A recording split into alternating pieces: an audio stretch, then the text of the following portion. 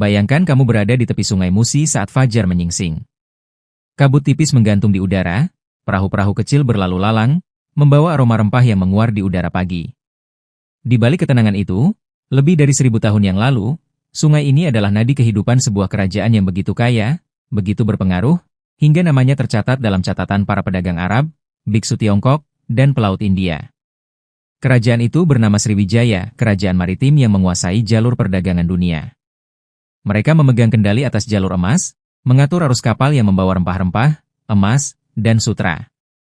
Namun, meski kejayaannya begitu luar biasa, anehnya, kerajaan ini menghilang dari peta dunia, seolah ditelan bumi. Mengapa kerajaan sebesar ini bisa hilang tanpa jejak? Rahasia apa yang mereka simpan, dan siapa yang menjatuhkannya?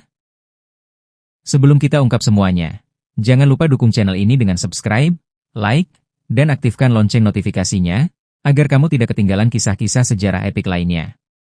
Sekarang, bersiaplah, karena kita akan menelusuri misteri yang terkubur selama berabad-abad. Inilah rahasia kerajaan Sriwijaya. Rahasia kerajaan Sriwijaya, mengapa bisa hilang dari peta dunia? Bagian 1, awal mula Sriwijaya dari Sungai Musi ke pusat dunia. Cerita ini dimulai di Sumatera bagian selatan, tepatnya di sekitar Sungai Musi, daerah yang kini kita kenal sebagai Palembang. Abad ke-7 Masehi, dunia sedang berada dalam masa transisi perdagangan besar. Jalur sutra darat yang membentang dari Tiongkok ke Persia memang masih penting, tetapi perlahan-lahan jalur laut mulai mendominasi. Mengapa jalur laut lebih disukai? Karena lebih cepat, lebih murah, dan mampu membawa muatan lebih banyak. Nah, disinilah muncul sebuah kerajaan cerdas yang memanfaatkan peluang emas ini, Sriwijaya. Nama Sriwijaya berasal dari kata Sanskerta. Sri berarti cahaya, keberuntungan, atau kemakmuran, dan Vijaya berarti kemenangan. Jadi, arti nama ini adalah kemenangan yang gemilang. Sebuah nama yang kelak sesuai dengan kenyataannya. Menurut prasasti kedukan bukit yang ditemukan di Palembang, pada tahun 682 Masehi, seorang pemimpin bernama Dapunta Hyang Sri Jayanasa memimpin sebuah perjalanan suci dengan 20.000 pasukan. Mereka membawa perbekalan, peralatan, dan tentu saja, ambisi besar. Dari sinilah ekspansi Sriwijaya dimulai. Lokasi mereka sangat strategis. Sungai Musi adalah pintu masuk ke pedalaman Sumatera yang kaya emas, kapur barus, dan hasil hutan. Dari situ, mereka bisa mengontrol jalur perdagangan di Selat Malaka, jalur sempit yang menghubungkan Samudera Hindia dan Laut Cina Selatan. Siapapun yang menguasai selat ini, dialah penguasa perdagangan dunia. Namun, Sriwijaya bukanlah kerajaan agraris seperti Majapahit yang bertumpu pada sawah dan ladang. Sriwijaya adalah kerajaan maritim, sebuah kerajaan yang hidup dari laut. Mereka mengandalkan pelayaran, perdagangan, dan pengawasan jalur laut. Bayangkan armada kapal Sriwijaya. Kapal-kapal besar dari kayu keras, berlayar di lautan luas dengan layar megah yang mengepulkan angin. Mereka tidak hanya mengangkut barang dagangan, tetapi juga membawa bendera kekuasaan Sriwijaya ke setiap penjuru lautan Asia Tenggara. Disinilah mereka membangun kekuatan, menguasai laut, menguasai perdagangan, menguasai dunia. Namun, ada satu lagi rahasia yang membuat Sriwijaya begitu istimewa. Mereka tidak hanya menjadi pusat perdagangan, tetapi juga pusat ilmu dan budaya. Menurut catatan Ising, seorang biksu Tiongkok terkenal, Sriwijaya menjadi pusat Buddhisme Mahayana. Sebelum pergi ke India, Ising singgah di Sriwijaya selama 6 bulan untuk belajar bahasa Sanskerta. Ini menunjukkan bahwa Sriwijaya bukan hanya kerajaan kaya, tetapi juga kerajaan yang berperan besar dalam perkembangan agama dan ilmu pengetahuan. Sriwijaya, pada masa itu, adalah New York-nya Asia Tenggara, pusat perdagangan, pusat ilmu, pusat budaya. Namun, kejayaan ini tidak datang begitu saja. Mereka punya strategi rahasia yang membuat mereka mendominasi selama ratusan tahun. Bagian 2, Kejayaan Sriwijaya, Armada Laut, Jalur Rempah, dan Rahasia Kekayaan. Apa yang membuat Sriwijaya begitu kaya dan berkuasa? Jawabannya ada pada lokasi strategis dan kendali atas jalur perdagangan internasional.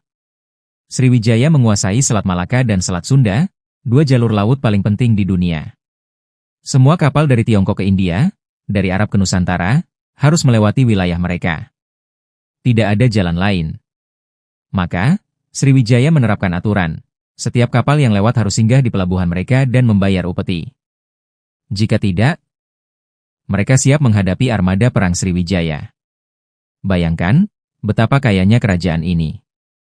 Setiap hari, puluhan kapal dagang singgah di pelabuhan mereka, membawa sutra, keramik, perhiasan, rempah-rempah, dan barang-barang mewah lainnya. Sriwijaya menjadi pintu gerbang perdagangan dunia. Selain kaya, mereka juga kuat. Sriwijaya membangun armada laut yang luar biasa. Kapal-kapal perang mereka berpatroli di selat, menjaga agar tidak ada bajak laut yang mengganggu jalur dagang. Lebih hebatnya lagi, mereka paham betul bahwa kekuatan tidak hanya datang dari pedang, tetapi juga dari diplomasi.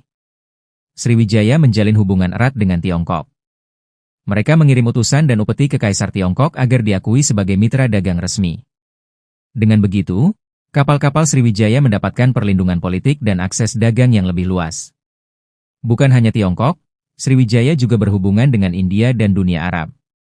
Bahkan, banyak pedagang Arab mencatat tentang kejayaan Sriwijaya dalam kitab-kitab mereka. Namun, yang paling menarik adalah bagaimana Sriwijaya menggabungkan kekuatan ekonomi dan agama. Mereka menjadi pusat Buddhisme Mahayana di Asia Tenggara. Ribuan biksu datang untuk belajar. Hal ini memberi Sriwijaya citra sebagai kerajaan yang makmur dan berbudaya tinggi. Dengan semua ini, Sriwijaya menjadi kerajaan yang tak tertandingi selama berabad-abad. Namun, semakin tinggi pohon menjulang, semakin kencang angin yang menerpa. Dan pada akhirnya, badai besar benar-benar datang. Bagian 3. Mengapa Sriwijaya begitu ditakuti? Sriwijaya bukan hanya ditakuti karena kekayaannya, tetapi juga karena kekuatan militernya. Armada kapal perang mereka menguasai lautan. Mereka memiliki teknologi pembuatan kapal yang lebih maju dibanding tetangganya. Selain itu, Sriwijaya memiliki sistem intelijen yang hebat. Mereka tahu siapa yang melintasi jalur dagang, dari mana, dan membawa apa. Tidak ada kapal yang bisa lewat tanpa sepengetahuan mereka. Pedagang asing sering menulis bahwa Sriwijaya adalah kerajaan yang menguasai laut dan memegang kunci perdagangan dunia. Bahkan, jika ada kerajaan lain yang ingin berdagang dengan Tiongkok, mereka harus mendapat izin Sriwijaya. Namun, kekuatan ini juga menimbulkan banyak musuh. Kerajaan-kerajaan tetangga mulai iri. Bahkan, ada kerajaan yang merasa tertekan karena Sriwijaya mengendalikan harga barang. Dendam dan persaingan ini kelak menjadi salah satu penyebab kejatuhan mereka. Bagian 4. Awal keruntuhan serangan, perang, dan pengkhianatan. Pada abad ke-11, badai mulai datang. Tahun 1025, Sriwijaya mendapat serangan besar dari kerajaan Chola di India Selatan. Raja Chola, Rajendra Cholai, mengirim armada laut raksasa dan menyerang Sriwijaya. Mengapa Chola menyerang? Karena mereka merasa Sriwijaya terlalu mendominasi jalur perdagangan. Chola ingin memotong dominasi itu dan menguasai sebagian jalur dagang. Serangan ini menghancurkan banyak pelabuhan Sriwijaya. Bahkan, Raja Sriwijaya sempat ditawan. Meskipun Sriwijaya tidak langsung hancur, serangan ini membuat mereka luka parah. Setelah itu, kerajaan-kerajaan lain mulai bangkit. Di Jawa, muncul kerajaan Singhasari, lalu Majapahit. Mereka mulai menguasai jalur perdagangan, perlahan-lahan menggeser peran Sriwijaya. Selain itu, muncul faktor internal, pemberontakan daerah. Wilayah yang dulu setia mulai memberontak karena pusat pemerintahan melemah. Dan ketika pusat melemah, para bajak laut mulai berani. Jalur perdagangan yang dulu aman kini dipenuhi ancaman. Sriwijaya, yang dulu berdiri gagah, kini mulai goyah. Bagian 5. Mengapa bisa hilang dari peta dunia? Pertanyaannya, mengapa kerajaan sebesar Sriwijaya bisa hilang begitu saja? Ada beberapa alasan. 1. Tidak ada pusat kota yang permanen. Sriwijaya bukan kerajaan yang membangun ibu kota megah seperti Angkor Wat atau Majapahit. Mereka hidup dari pelabuhan. Jadi ketika pelabuhan hancur, jejak mereka pun hilang. 2. Perpindahan kekuasaan. Saat melemah, kekuasaan Sriwijaya berpindah ke kerajaan-kerajaan lain. Lambat laun, nama Sriwijaya hanya tinggal dalam catatan asing. 3. Tidak ada peninggalan monumental. Tidak ada candi raksasa atau bangunan megah. Yang ada hanyalah prasasti dan situs kecil. Inilah sebabnya, banyak orang dulu bahkan tidak tahu Sriwijaya pernah ada. Dengan kata lain, Sriwijaya hilang bukan karena mereka kecil, Tapi karena mereka cair, kekuasaannya terhubung lewat laut, bukan darat. Bagian 6. Kesimpulan. Sriwijaya adalah kerajaan maritim yang menguasai dunia. Mereka bukan hanya kaya, tapi juga cerdas, menggabungkan kekuatan ekonomi, militer, diplomasi, dan agama. Mereka adalah contoh bagaimana sebuah kerajaan bisa menjadi superpower tanpa benteng megah, hanya dengan menguasai laut. Namun, dominasi mereka tidak abadi. Serangan, persaingan, dan perubahan jalur perdagangan membuat mereka runtuh. Dan karena mereka tidak meninggalkan jejak monumental, mereka seolah hilang dari peta dunia. Hari ini, kita hanya bisa membaca kisah mereka dari prasasti dan catatan asing.